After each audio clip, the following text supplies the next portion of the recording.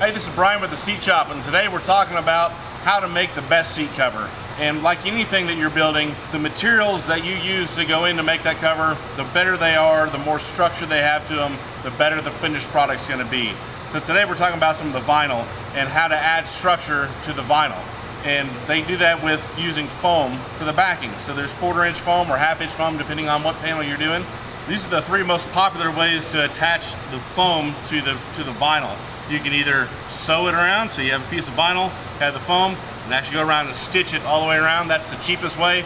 You get a couple cents worth of thread. That's about it.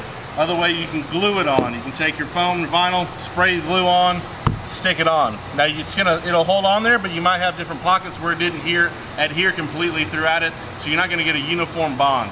The best way is to flame laminate it, which completely basically welds the foam backing onto the back of the vinyl, so you get complete adhesion throughout. All of our vinyl comes in without the laminated foam on the back. We actually send this out to go to get the foam laminated onto it. So these are the rolls are packed up, getting ready to go sent out to the laminator. You're fixing your seat cover for a reason. You want to keep the truck, want to fix it up and look nice. Might as well go the right way. Get the right seat cover to match up with the original. Go with the Seat Shop. If you like this content, man, like us, follow us on all of our social channels. We do a lot of videos like this, showing what's on the market, how we do it, the correct way to do it. Man, thanks for your time.